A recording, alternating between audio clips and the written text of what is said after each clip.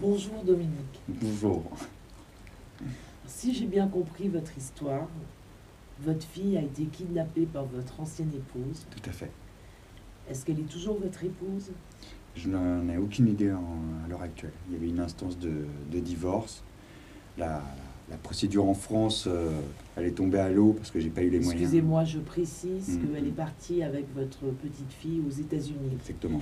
Sans prévenir personne, ni les autorités, ni son employeur, ni la crèche, ni la médiatrice, qui normalement j'aurais dû pouvoir voir ma fille. Et alors le Et paradoxe... malgré une interdiction en plus de sortie de territoire effective. C'est-à-dire que là, c'est vraiment le truc qui m'a... Ouais.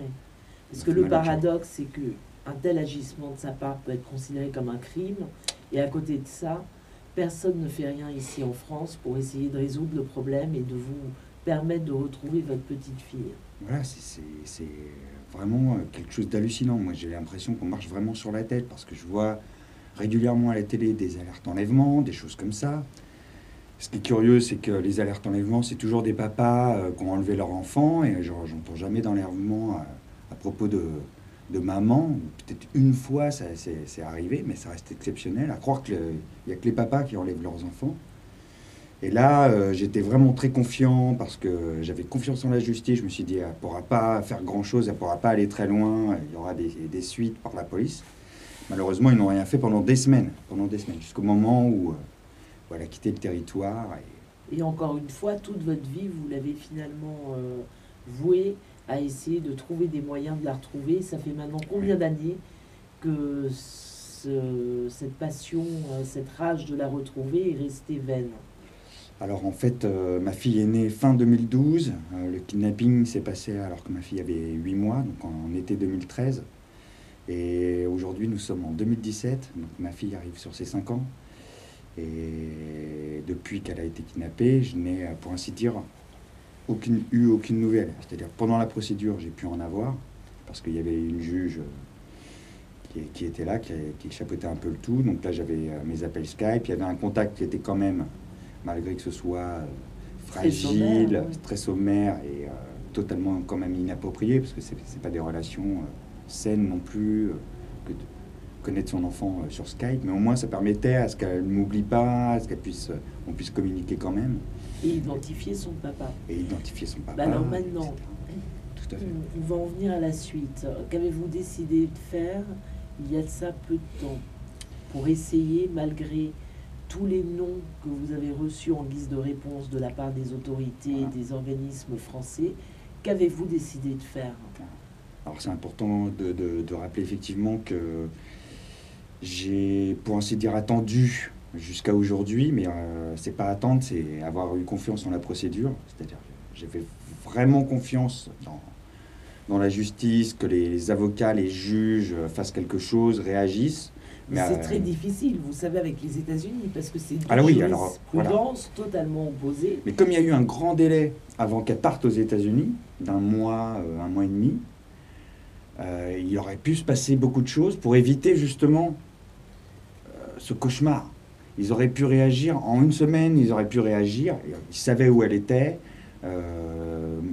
Ils n'ont pas du tout tenu crédit en mon discours, mais voilà, j'ai pas eu ni mon droit à mon alerte enlèvement, enfin moi, ma fille n'a même pas eu droit à son alerte enlèvement, elle n'a pas eu le droit de recherche, pas de crédibilité au niveau des policiers, etc. Donc maintenant, je sais que j'ai essayé tous les moyens possibles, et surtout j'en peux plus parce que j'y laisse ma santé à payer les avocats et français et aux États-Unis, mais effectivement, il n'y a pas vraiment de convention entre les États-Unis et la France, c'est-à-dire que la procédure, même si je la continuais, elle ne mènera à rien.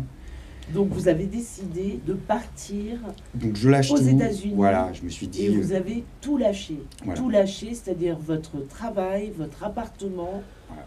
Si la montagne vient confort. Pas à l'homme, c'est l'homme qui revient à la montagne. Il y a un dicton très bien qui explique un peu ça. Et donc pour pouvoir aller voir ma fille, puisque voilà, j'ai universellement le droit de papa quand même, je suis son père, jusqu'à preuve du contraire. Donc j'ai décidé de jouer avec un peu leurs armes. Donc comme elle n'est coupable de rien aux États-Unis, ce que je peux comprendre, et ben moi je vais faire pareil, je vais y aller, je vais aller aux États-Unis et je vais aller voir ma fille, comme je suis coupable de rien, je vais aller voir ma fille normalement. Je pense que ça va pas être simple, et pour ça malheureusement j'ai dû tout quitter. Et faire énormément de sacrifices. Oui. Bon, mais vous avez par ailleurs créé une chaîne YouTube Voilà, qui relate un peu tout ce parcours et, exactement. et ce combat sans fin. Voilà. Alors Qu'espérez-vous de cette chaîne YouTube? Alors elle a deux principales fonctions, entre guillemets. Et d'une, c'est mon incertitude à aller jusqu'au bout déjà de ce périple, parce que je ne sais pas du tout si j'arriverai à revoir ma fille un jour. Dans le cas où je n'arriverai pas à voir ma fille, je vais pouvoir laisser quand même un témoignage online de tout ce que j'ai pu vivre jusqu'à la fin, jusqu'à ou la revoir, j'espère la revoir. Mais au moins, je vais pouvoir laisser un témoignage, parce qu'il y a beaucoup de papas, j'ai découvert beaucoup de papas qui sont dans ma situation, et donc qui sont totalement démunis aussi face à ce genre de situation. Et en plus du témoignage, je vais aussi en profiter pour essayer d'avoir un peu d'aide sur mon parcours, du soutien, des choses comme ça qui va me permettre, dans les difficultés financières, ou ne serait-ce que parce que je pars vraiment avec un sac à dos.